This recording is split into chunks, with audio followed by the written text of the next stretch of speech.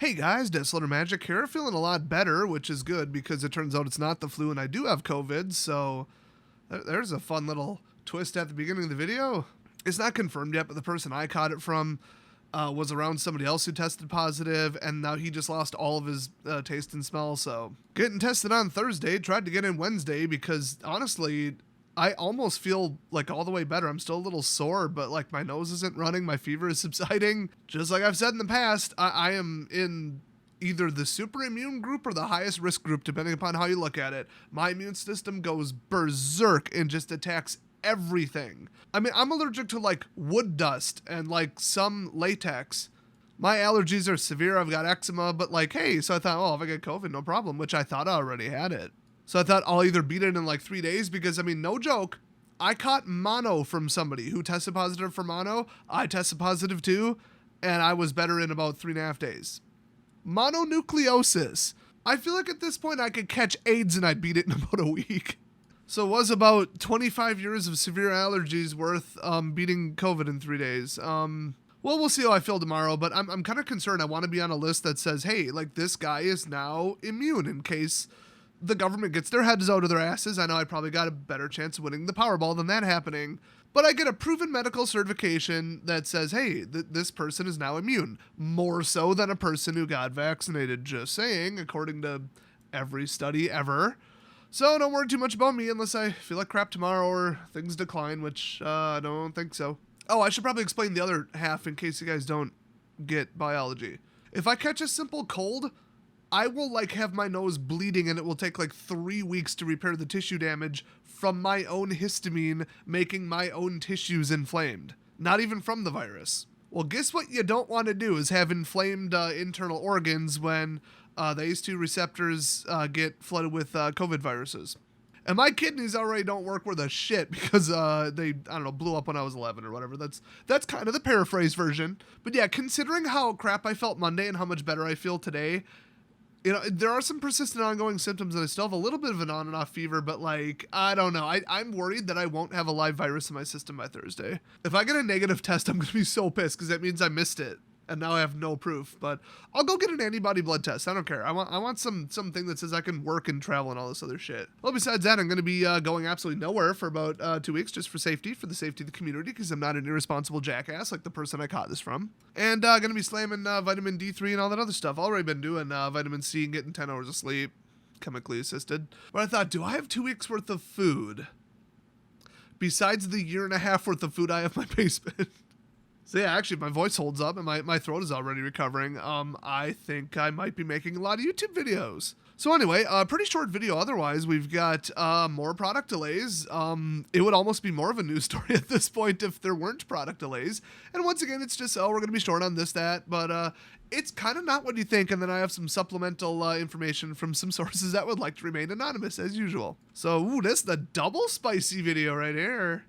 So they just say simply, shipping and production delays will impact the availability of Innistrad Crimson Vow set boosters. So it's not regular draft boosters this time, it's set boosters for the November 12th pre-release events in the following North America locations. It's US and Canada only, and they don't really get any more specific than that, so it might be a regional thing. I mean, there are different distributors. Set boosters will not be available for pre-release weekend. Okay. I didn't think they were for sale loose during pre-release weekend, actually. I thought it was buy a box or go away, like basically. Maybe it was price support, so like this isn't really the biggest deal in the world. But how many show up a week later is. But they say fans should anticipate availability delays through the release, though, on November 19th. Ouch. At least they prioritize draft boosters, but honestly, I think set boosters are better, and they're usually, what, like a couple cents more? And I think on average you get a better value, and if you play stuff other than standard, you know, the list cards are always, you know, a pretty good bet. Not a lot of them are worth money, but it comes down to preference. I think the art cards are cool, other people don't, so it's just, you know, whatever. I will say it's better than having nothing, that's for sure. So to fully clarify, which is something Wizards rarely does, pre-release packs, so that the actual pre-release kits you need to like do the event, collector's boosters and draft boosters will all be available for pre-release and early sales, which I think is still a box at a time, but I don't know if that's still the policy. It might just be a free-for-all at this point. Like, thank God somebody showed up here, buy something, whatever. But then they say, where available, though, Like, okay, let me just read this whole sentence again. Pre-release packs, collector's boosters, and draft boosters will be available for pre-release and early sales where available. Okay, I think they mean like where they, like in WPN locations only, or where they do that instead of in-store credit for prize support? Like, is that what they're getting at? And draft boosters will be used for pre-release event prize support. Okay, I lied. That couldn't make less sense or be less clear if they tried. But just generally, set boosters might be a problem. Everything else should be fine, is I guess the gist. They say, we're looking forward to getting Innistrad Crimson Vow into stores and in the hands of players as soon as possible. Yeah, really? Is it because you make money on it? Is that why? And we thank you for your patience and understanding. So I'm thinking they have to get the paper and the ink into the printing facility. Then the printing facility has to be staffed enough to print it. Then you got to get a shipping company that has enough employees that aren't on strike or homesick or, I don't know, reconsidering their career choices, which, come on, trucking pays pretty good and you can just listen to podcasts. Like, come on, people. And you got to get it to the 4 or 5 distributors in America. And then from there, you have to get it to all of the stores. So that's like 2 more major shipments that could be freight or could be like probably a different carrier. It probably is private freight, not like FedEx, to get it, in big quantities to where it's going. And then you've got FedEx or UPS or US Postal, depending upon the preference of your distributor. At least that's how it was with me. And with the distance and stuff, they just always sent it UPS for me. Kind of weird because some of those shipments were like 300 pounds. It's usually more of a FedEx thing, but I don't know. I'm going walk into the store retail prices versus like FedEx commercial contracts and UPS commercial contracts. I have no idea. I assume they went with the most cost-effective one, but the distributor I used went out of business, or no, Wizards dropped them, they sued them, and it was a whole mess. Wizards is a bunch of assholes. Add that to the list of things that also aren't news. But that isn't it. I'm getting multiple sources that I can't disclose, but they're fairly respectable, telling me that I thought it was just set boosters, but I think now it's all boosters. All products related to Stixhaven are just being cut off. And you might think, Stixhaven? Okay. Could have sworn Midnight Hunt just came out, and yeah, of course, that was the newer one. But all 5 major distributors and everything printed in Texas are all just having a problem with just the set boosters. That's not a shipping disruption, and that's not, they'll be available somewhere. That's the printing company couldn't make set boosters quick enough, or didn't have enough carriers for it. It's just that simple. So they dropped them, or delayed them, I should say. I'm talking about, obviously, Crimson Vow, but then that corroborates the fact that, why would they spend any kind of time, resources, or shipping, or any kind of distributor network doing Stixhaven products? So I think, they're trying to second wave, third wave, whatever they could get, because, standard is printed demand, and that had some shortages up front. But they basically never caught up, and what I'm hearing is that, I think it was in America, at least, or North America, they're just giving up. So naturally, I thought, well, how bad is it? Because there were some pretty good money cards in Stixhaven. What is a box right now sealed on eBay?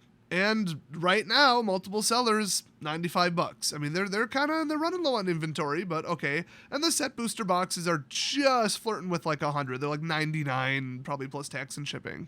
So I wouldn't say go out and buy it, buy out the shelves. Oh, this is it. Anything on the shelves now is all you can get. Although, I mean, that is all true, but the demand isn't there, is what I'm thinking. So, I mean, I could be mistaken. I really should have looked up a chart, but I think all the money cards mostly are in Keldheim and Midnight Hunt. I mean, people play Treasure Dragons, but think of anything else from Stixhaven that's super red hot right now, especially rares. So it's kind of a nothing burger, but if you wanted to secure some to do a draft or, whatever, if you wanted to buy some to sit on, I guess now would be the time to do it, because they ain't making no more. So, I don't think it's first in line for Modern Masters like 4 or whatever either. Okay, just so I don't look like an idiot, I looked up the average mythic and the high mythics and the average and high rares in Stixhaven. Yeah, the set's not great, which, I don't mean to dump on it. I didn't like, personally, the flying, but other than that, a pretty good set, pretty tame, pretty medium power, except for pests. Without all the Is It Storm crap and, ridiculous access to mana way too early, the set would have been pretty darn good. But yeah, looks like it's not the number one thing people are playing right now, so it's very secondary. Now, after the next ban announcement, I don't know, though. So I thought, okay, I'm at least going to make you aware, just so you know, like, whatever you got, that's what it is, it's your last chance. Not that it's important, not that I'm pressuring you to buy it, not that it's valuable, not that it's even a good purchase, just giving you some information. I guess if I'm randomly just telling people random things, Coinbase just announced that they're going to sell NFTs, which I still think are dumb as hell, but okay. Pretty much propped up by billionaire scammers, just like that NES cartridge whole scam thing.